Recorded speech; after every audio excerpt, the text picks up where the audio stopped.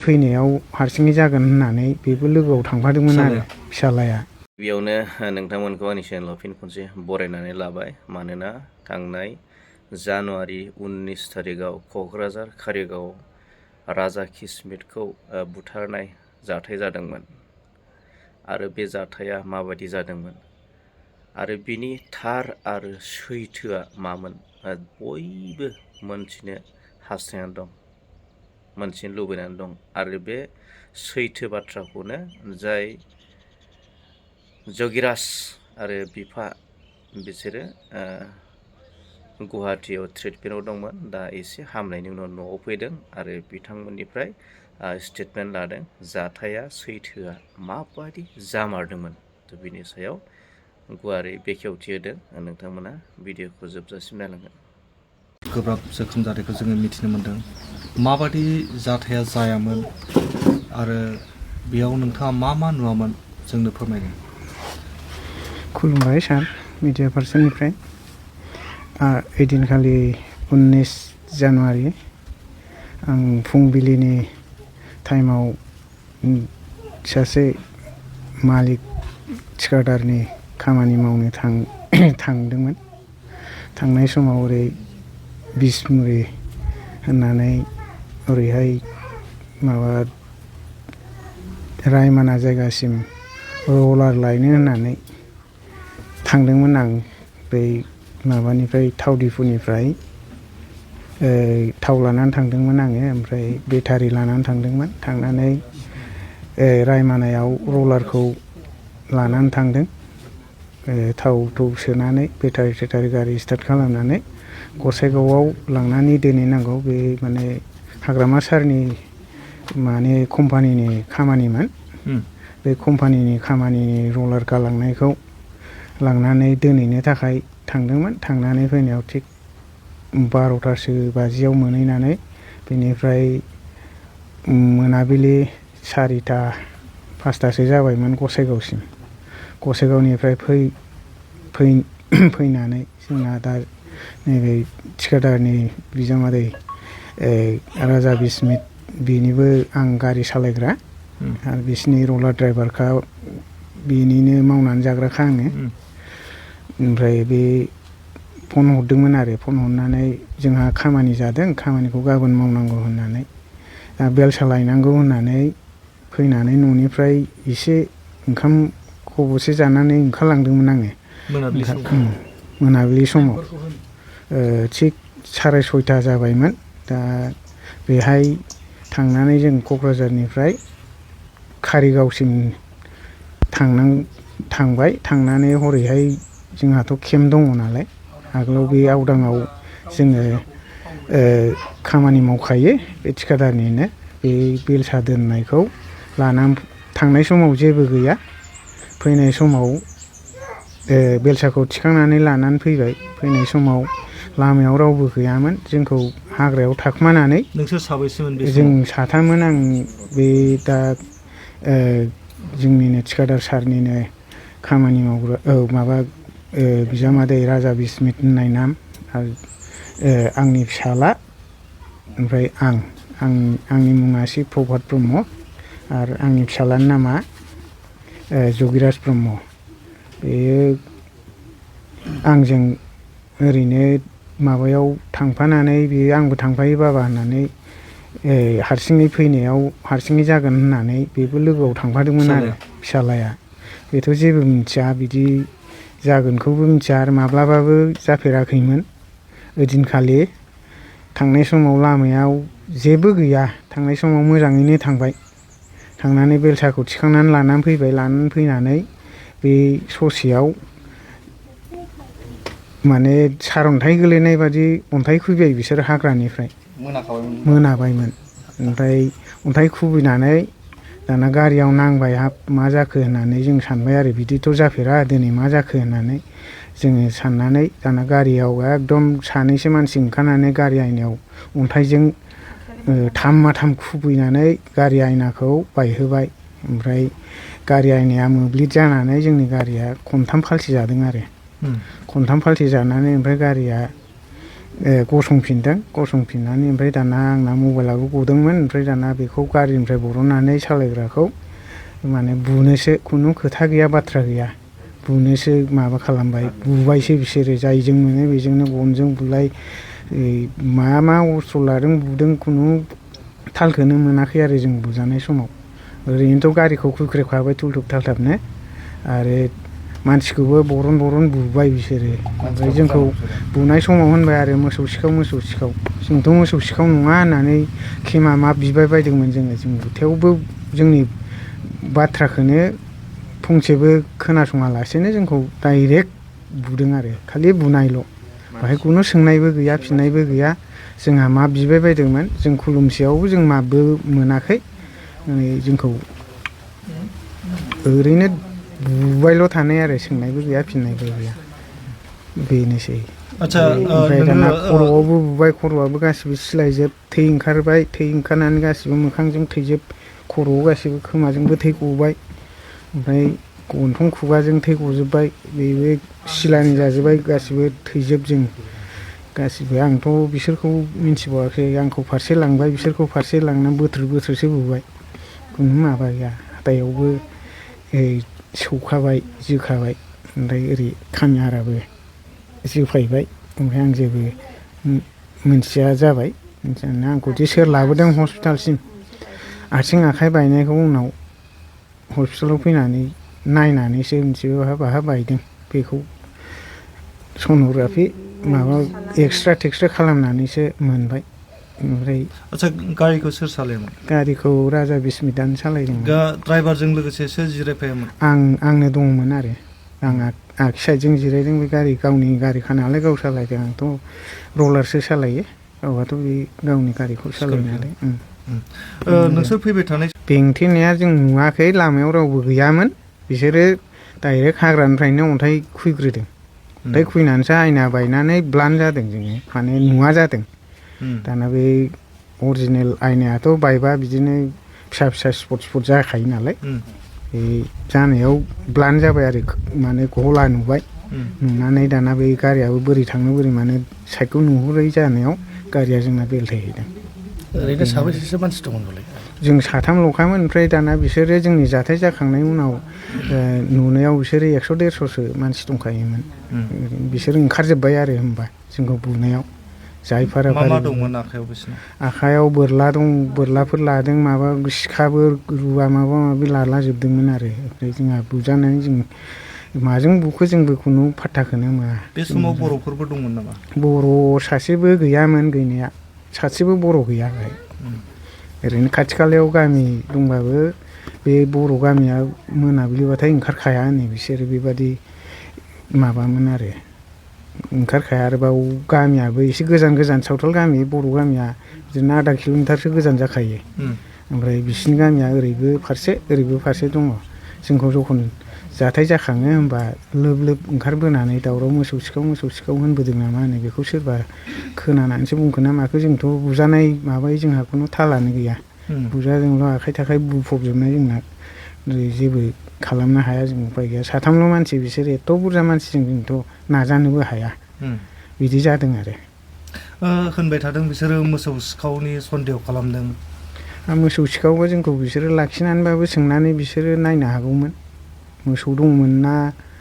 मा जिखुनु मोनसे माबा दाखोनफोर दंबा नुगौमोन ना बिसोरो दुरुंफोर थागौमोन गोबोरखि गोला थागौमोन मासे मोसौखौनो दिन्थिनो हादों ना देखायनो हादों बेखौथ' जों फोथाया बे जोंनि थाखाय मालाबाबो अराय सम नङा आरो आच्चा नोंसोर फैबाय थानाय समाव गारिया बेसेबां स्पिडआव दंमोन बिदिनो 30-40सो जाखागौमोन आरो बेहायथ' खुनु लामायाथ' समान नालाय जोंनो बानायनाय बेहाय खुनु रावबो मानसिबो गैया थांनाय आरो फैनायल'खा बिसोरदि थानानै बेबादि नोजोर लानानै थादों बेखौ जोंबो मिन्थिया आरो बे जोंनि थाखाय जों बिदिखौ सानाखैमोन बे साननायाव खिन्थु बे अन्थाइ खुबैनायावसो मिन्थिनो मोन्दों जे ओरैबादि जाबाय जों बाहाय गारिनिफ्राय सोरखौ बरनगोरा बिसोरो बे ड्राइभारखौ बरनग्रोदों राजा बिस्मितखौ बिनि उनाव आंखौ बरनबाय नैबे फिसालायाथ' उनावसो नालाय बे लासै मा जादों होननानै बेलथायखांनानैबाबो जिरायफिननाय बादि जादों जोङो जिरायफिननानै थानायाव ओमफ्राय राजा बिस्मितखौ बोख्लायनानै बुनायाव जोंखौ बोख्लायजोबनानै बुबाय नैबेथ' गारिजों सावथार जानोसैमोन आंना फिसालाया गारिजों सावथार जागौमोन होनदों होननानै बे बुंदों आरो आंथ' मिथिया जेबो आंहा थालानो गैखालामोन बे समाव बुजानायनि माबाजोंनो ओरैनो गरमजोंसो आङो हमथाबायनानै बावनो हारा हादि जोफायजोबदों आंखौ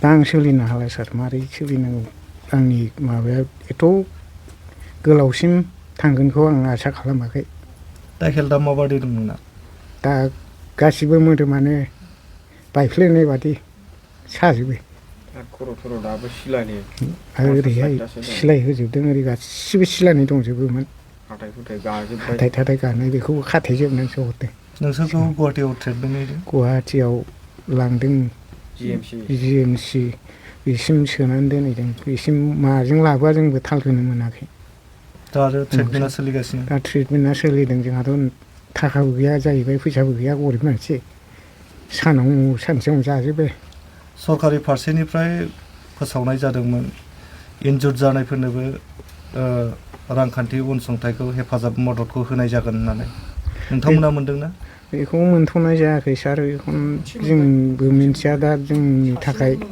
सासे मोनबाय होननाय खोनादों खिन्थु आंनियाव दाबो हाबाखै आं मिन्थिनो मोनाखै आरो दा खबर लानानै मा खबर मोनो बेनि उनावसो आं बुंनो हागोन बेनि अनगा आं बुंथ'नो हाया दा आंनि थाखाय जेबो गैथ'वा नैबे फिसालानि थाखाय मोनबायमोन नामा आं बेखौबो आं दाबो मोनाखै बिनि थाखाय आं फोरमायना होखानाय जाबाय आरो सानाय सुनाय गासिबो दंजोबो दा सोलिनोनो हानो नागिरा हाङाबो मावनानै जानायनि अबस्था दा गैथ'वा सार दा जेबो माबानो हाया आङो ओरैनो जिरायनायनिफ्राय सिखारनोनो हाङा सरथेनो नागिरो बे हां सरथेबाथाय रायज्लायनोबो हाया जायो न'खराव सोर सोर दं दा न'खराव जों आंनो गारजेन आंनो मावोमोन गथ'फोर साब्रै दं आरो हजों माखासे फुरानायाव दंथ'यो आं बेयाव थाफैथ'दों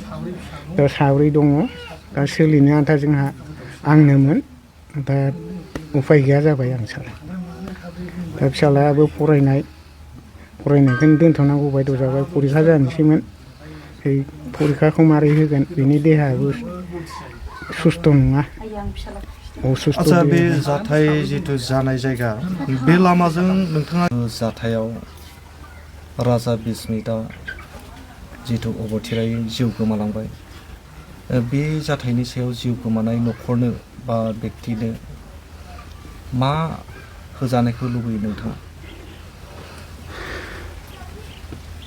खुलुमबाय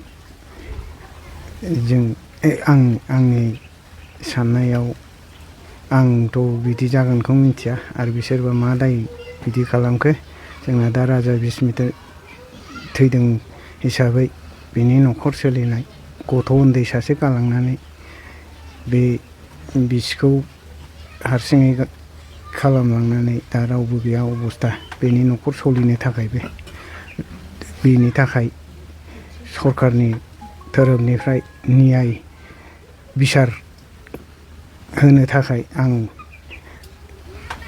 सरकारनि फारसे मिजिंथिनाय जाबाय बेखौ जेन बिनि जा क्षतिपुरन दङ बेनि माबाखौ होफिननायनि थाखाय आरो सोलिनानै थानो थाखाय रान्दि हिसाबै सोलिनो थाखाय फिसा सासे गालांनायनि थाखाय बिनि न'खरनि थांनानै थानांगौनि सहायनि थाखाय सरकार धोरोमनिफ्राय आसाम सरकार BTC सरकारनिफ्राय माबा मोनसे जब होनो हायोब्ला आं बेखौ हामलायनाय सानो आरो आंनि सोलिनो हायै अबस्थाखौ नुनानै सरकारफ्रा जेन मोनसे जब होनो हायो बिनि थाखाय आं सरकारनि फारसे आर'ज गाबो आरो एसेनोसै थांबाय थाखायोमोन जों मालाबाबो मिन्थियामोन बिदि जाथाय जाफेराखैमोनबो खिन्थु जायगानि मानसिफ्रा बे बाथ्राखौ बुंदों बेयाव बे जिथु जाथाय जानाय जायगायाव बिसोरो माने जमा जानानै थाबाय थायो होननानै बुंदों। बे थानायखौ जों एसेबांसिम माने जों खेल खालामाखैमोन आरो गोदोनि समावथ' मोजांमोन दा बिसोर मा साननानै थादों जों बेखौ मिन्थिया जोंनि थाखाय बिसोरो माने बे ओइदिनखालि अन्थाइ खुबैनायावसो जों बिदि जादों होननानै जों मिथिदों आगोलाव जों बिदि मोनथिफेरामोन। सिगाङाव बेफोरबायदि नोंसोरखौ हुमखि दमखि एदावफेराखै? जेबो गैयामोन सार बिदि एदावफेराखैमोन बै मानि पारपासै माबा जाथायखौ खालामखो बेखौ जों बुंस'नो हाया। दा सरकारखौ मा खावलायनो लुगैदों नोङो? सरकारा आंखौ बिटिसि सरकार आसाम सरकार जुदि अननानै आंनि सिखित्सानि बाबद बा फिसाज्लाफोरनि उननि थाखाय एसे मोजां सोलिनो आन्था जुदि सहाय होयोबा आं बेखौ एसे मोजां गोजोननाय फैगौमोन बेनि थाखाय आं खावलायनाय जायो। थांनाय 19 जानुवारियाव जि जाथाया जादोंमोन आरो नोङो फंबायाबो नैबे जाथायाव दंफायोमोन मा नुवामोन नों बे जाथायाव? खुलुमबाय आंनि मुङा जगिराज मुं। आं बे जाथायाव नुदों बिसोरो जोंखौ अन्थाइ खुबैग्रोदोंमोन फार्स्टआवनो अन्थाइ खुबैनानै ओमफ्राय बिराद बुरजा अन्थाइ खुबैदों आरो बेनि उनाव आइनिया माबानानै नुवासै ओमफ्राय नोंखौ उनाव गारिनिफ्राय दिहुननानै लांबाय बिसोरो? बिलथायखांनानै बिसोरखौ बरनग्रोजोब्बाय आरो ओमफ्राय उनाव आंखौ बरनबाय ओमफ्राय बुबाय बुनानै बिसोरनि आखाइयाव बोरला दंमोन सिखा दंमोन बिसोर गन बायदिसिना लाजोबनायमोन आरो। नोङो मा इन्जुर जाखो? ओमफ्राय आंनावथ' आखाइ बायदों ओमफ्राय नैबे आखाइ फारसेयाबो आगदाना बुनाय ओमफ्राय आथिङाबो बुनाय आरो खर'आवबो ब्लाड जमा जानानै दं आथिङावबो दानदों आरो बिखा थिखा बुजोबदों आरो सिनस्रियावबो बुदों। थाबायनो लासै लासैसो हायो। स्कुल फरायो क'क्राझार बिद्यापीठ क्लास 9 फरायो आं। दाथ' हानाय नंला आं हाथ'नाय नंला परिखाबो जानोसै। आच्छा जेब्ला गारिनिफ्राय नोंनि बिफा आरो सासे गारि सालायग्रा बेखौ नोङो सिगांग्रो नुनानै मा सानामोन? आंथ' फार्स्टआवनो गिदोंसोमोन। जों बासिनाय नङा। आं थैखासिगोनसो नंखादोंमोन। बिसोर साबैसे दंमोन बे जाथायथिलियाव? बिसोरो बिराद बुरजा दंमोन। साननो हाखवा। औ माने जाय जेरै हागौ बिसोरो माने नोंसोरखौ बुलाबायदों आक्रमन खालामदों। अन्थाइ गिदिरजों खुबैदों फिसाबो दङ गिदिरबो दङ। बुनाय समाव नोंजों जेबो रायलायाखै बिसोरो? खुलुमबायदोंमोन आंखौबो जेबो माबायाखै रायलायाखैबो खालि बुदोंल' बुदों। माजों बुदों नों थाल दङ? गनजोंबो बुदों बाथामफोरजों बुदों औवा दालाय बेफोरजोंबो बुजोबदों सिखाजोंबो आथिङाव दानदों बैयाव गाहायाव। दा बहाय ट्रिटमेन्टआ सोलिगासिनो? गुवाहाटि GMC। न'आव माला फैया? न'आव हस्पिटालनिफ्राय 29 थारिखआव फैदों। खै थारिखआव फैयामोन? 29। दा थांफिननांगौ? थांफिननांगौ। 15 दिननि उनाव। फरायसा हिसाबै आरो जाथायाव जिथु गोब्राब जोखोम मोननाय हिसाबै सरकारखौ मा खावलायनो लुगैयो नोङो? सरकारा आंनि थाखाय फिसा फिसौबाबो गभर्नमेन्ट जब होबा मोजां जायो आरो आसाम सरकार आरो BTC सरकारा। जागोन।